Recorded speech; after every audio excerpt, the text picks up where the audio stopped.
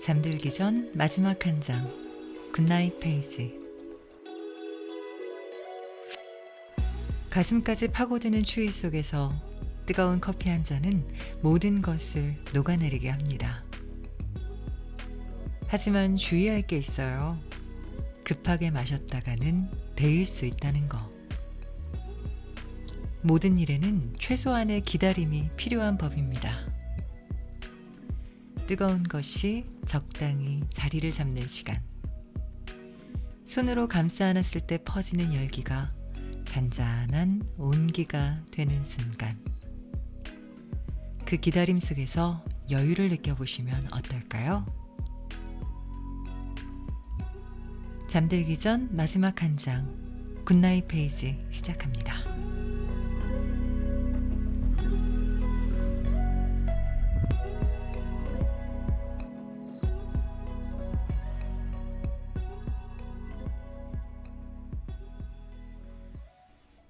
안녕하세요. 굿나잇 페이지의 DJ 페이지입니다. 물이 보글보글 끓기까지, 포도주가 그윽한 향기를 뿜어내기까지는 최소한의 기다림이 필요해요. 갓난아이가 바로 뛰어다닐 수 없는 것처럼 말이죠. 조금은 길다 싶을 정도의 시간이 지루하고 답답하기는 하지만 묵묵히 기다리면서 배울 수 있는 인생의 지혜가 있습니다.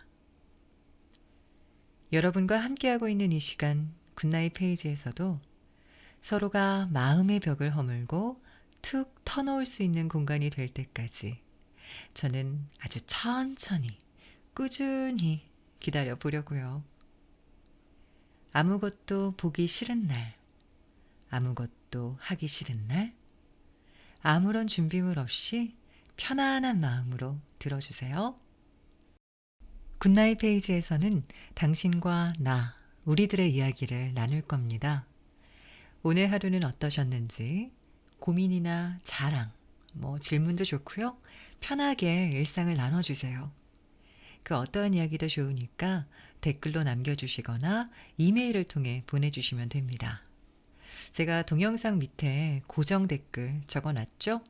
어려워하지 마시고 함께 해주세요. 자, 오늘 굿나잇 페이지에서는요, DJ 페이지가 직접 겪었던 페이지의 일기장 들여다보고요. 새로운 코너도 준비했습니다. 무비 페이지, 짧게나마 영화 이야기도 나눠볼게요. 그리고 여러분의 소중한 사연은 중간중간 정성스럽게 소개해 드릴 테니까 자리 비우시면 안 됩니다. 페이지의 일기장. 너나 잘해. 요즘 참 와닿는 말이다. 아니, 나나 잘하자가 맞는 표현이겠지? 둘이 모여 얘기하는 모습을 보면 궁금하다. 무슨 얘기를 하고 있지? 내가 아는 얘긴가? 누군가 자신의 이야기를 꺼내놓으려 치면 한마디라도 더 위로해주고 싶고 공감해주고 싶고. 그래, 오지랖. 요즘 이 오지랖이 참 말썽이다. 아름다운 마음으로 시작한 관심이 순간 오지랖으로 바뀌는 일은 심심치 않게 발생한다. 바로 내 의도와 다르게 상대방이 해석할 때. 위로로 건넨 말이 비약으로 들리기도 하고 기쁜 일인데도 상대적으로 슬퍼지는 사람이 나오더란 말이다. 요즘 내가 자주 상기하는 말, 나나 잘하자.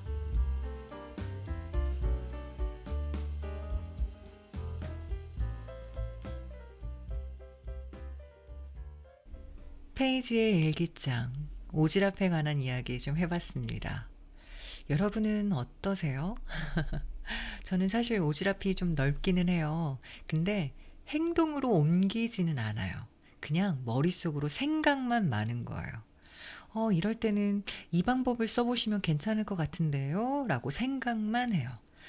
얘는 이거보다는 이렇게 하면 더 좋을 텐데? 라고 생각만 해요.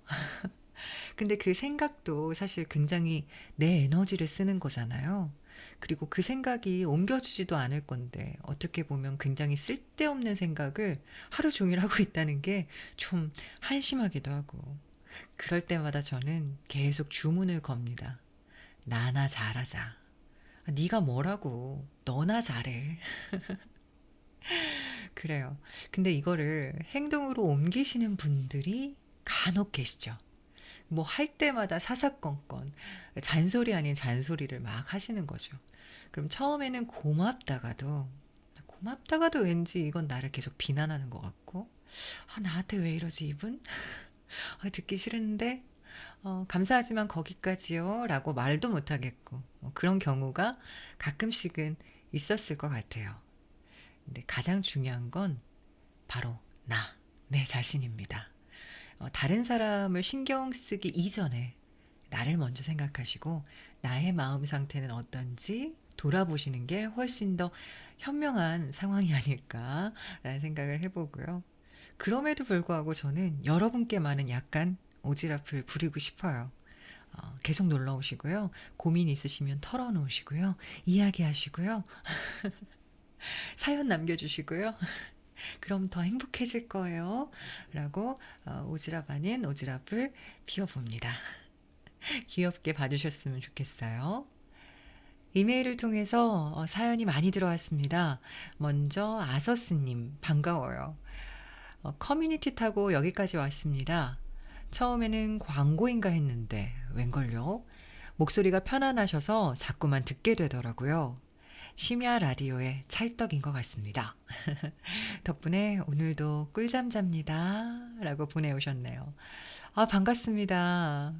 그리고 어떤 커뮤니티인지 직감이 오네요. 보통 그렇게 제가 글을 올리는 편은 아닌데 많은 분들이 좀 함께 해주셨으면 좋겠다라는 마음을 담아서 글을 써놨거든요. 근데 클릭했을 때 나랑 좀 안 맞는 채널이야, 별로야 하면 속았다라는 생각이 드실 텐데 다행히도 아주 다행스럽게도 이런 분위기를 좋아한다니까 뿌듯합니다. 계속 남겨야 할까요? 왠지 아서스의 눈물이라는 단어가 떠오르기도 하고 아무튼 반갑습니다. 그리고 두 번째 사연 아이디가 너무나 친근하시네요. 수원에 사시는 것 같아요. 수원 왕갈비 통닭님께서도 글을 주셨는데요. 페이지님, 예전에 경기도에 있는 라디오 방송 하신 적 있죠? 인별그램 팔로우 뒤적거리다가 반신반의하면서 클릭해봤는데 그분 맞네 맞아. 밤 10시 방송 진행하셨었죠? 그때 항상 잘 들었었어요. 인터넷에서 마주칠 줄이야. 왕 반갑습니다. 어머 어떡해. 저 누구시죠? 당신은 누구십니까? 맞아요. 제가 경기도 지금은 사라진 방송국이죠. 거기에서 밤 10시부터 12시까지 방송을 했었죠. 그리고 제가 지금 15년 정도 방송을 해왔던 터라 아주 간혹 제 목소리를 기억해 주시는 분들이 계세요. 너무 고맙죠. 너무 감사한 일이죠. 근데 또 이렇게 딱 저를 알아맞혀 주시니까 괜히 보람 있고 뿌듯합니다. 제가 아마 그 밤 10시부터 12시까지 뭐 우리들의 행복한 시간이라는 프로를 진행했었고 개편 맞아서 저녁 8시에서 10시로 시간 이동이 있었고요. 제가 하던 시간은 스텔라 장님이 진행을 하셨었죠. 장님이라고 하니까 좀 이상하네. 스텔라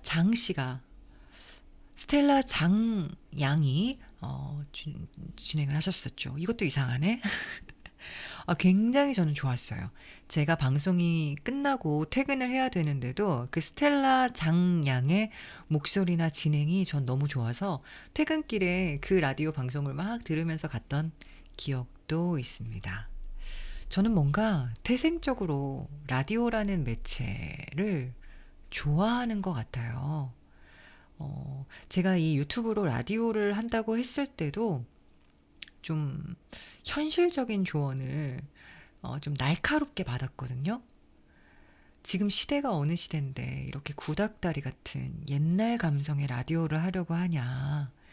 요즘 사람들이 얼마나 힙하고 트렌드에 민감한데 네가 이런 채널로 살아남을 수 있을 것 같냐.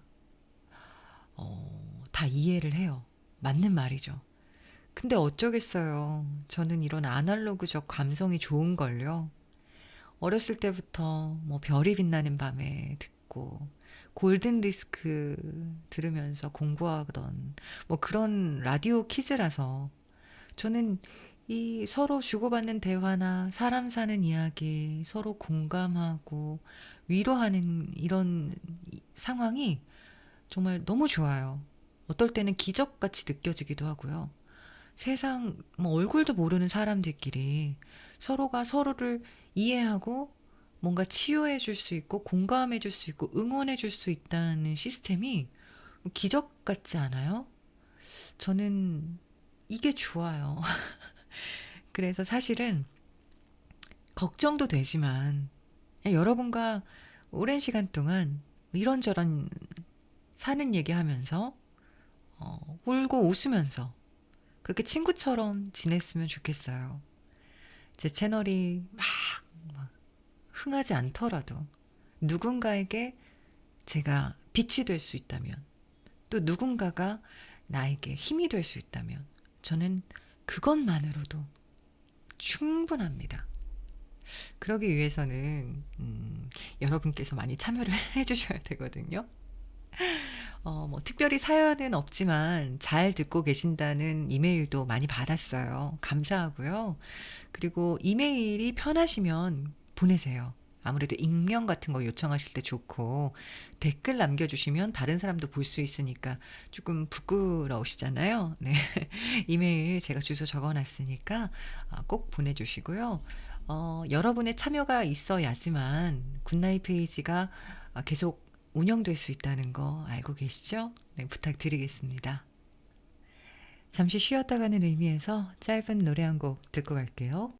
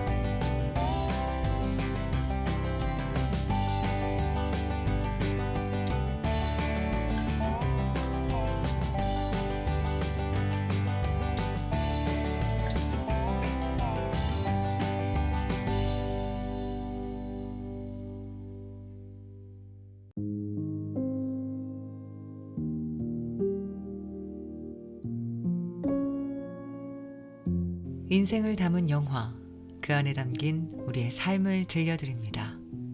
무비 페이지.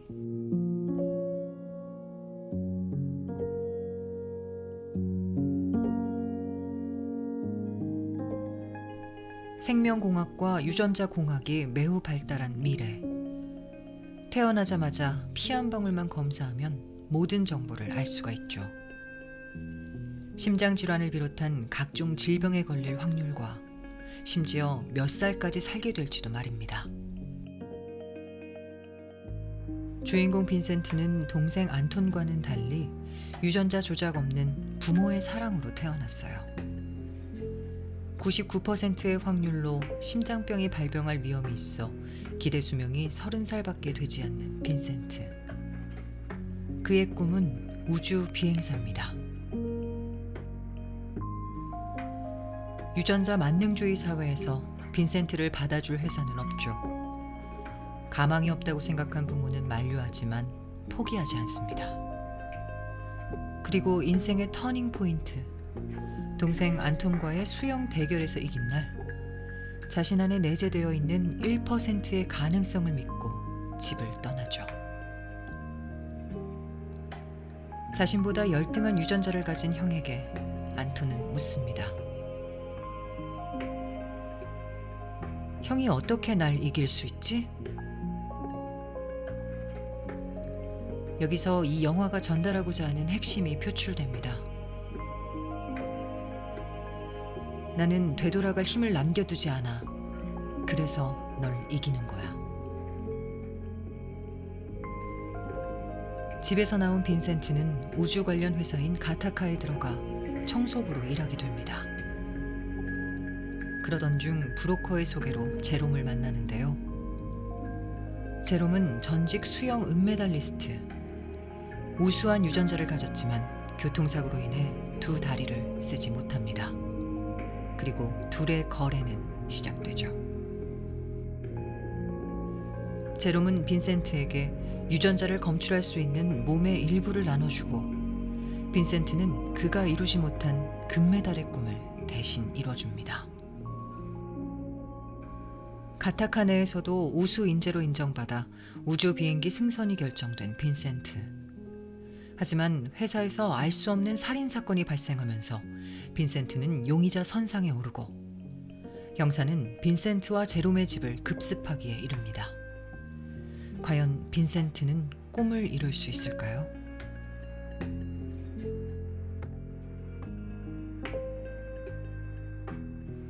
이 영화는 1997년에 제작됐지만 지금 우리가 살고 있는 물질 만능주의를 유전자로 빗대 날카롭게 표현하고 있습니다.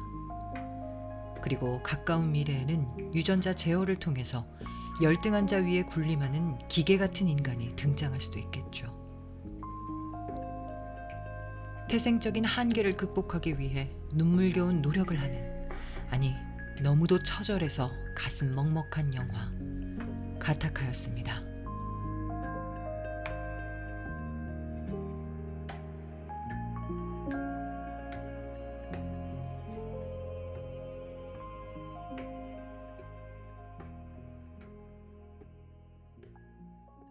볼 때마다 정말 많은 것을 생각하게 만드는 영화 가타카.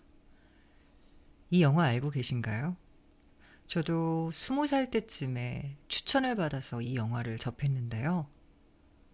한동안 머리가 뭔가에 얻어맞은 것 같은 느낌이었어요. 뭐든지 사람은 마음먹기에 달린 거구나. 정해져 있는 운명이란 거. 노력하고 철저하게 준비하면 달라질 수도 있구나. 지금 우리에게 정말 필요한 메시지가 아닐까 싶어요. 저는 방송을 끝내고 제 방송을 나중에 다시 듣기로 듣거든요. 그 방송을 들으면서 제가 힘을 얻어요. 여러분에게 힘을 드리고 위로하는 것 같지만 결국은 그 이야기는 나에게 하는 얘기더라고요. 내 자신과 여러분에게 정말 위로를 드리고 응원을 보냅니다. 내 자신을 사랑하지 않으면 누가 나를 사랑해 주겠어요? 내 자신을 내가 믿지 못한다면 누가 나를 믿어주겠어요? 항상 할 수 있다, 잘하고 있다, 더 좋아질 거다, 행복할 거다, 응원한다 라는 말을 나에게 먼저 해주세요. 제가 좋아하는 드라마에 이런 장면이 있습니다. 굿나잇 땡땡땡. 거기에 자기 이름을 넣는 거예요. 남들에게 하는 이야기 말고 수고한 내 자신에게 먼저 건네는 인사. 수고했어 오늘도. 잘 자 땡땡땡. 저희 굿나잇 페이지에서는 오늘 그 누구도 아닌 내 자신에게 인사하면서 마무리 지어볼까 합니다. 굿나잇 남상미. 굿나잇 페이지였습니다.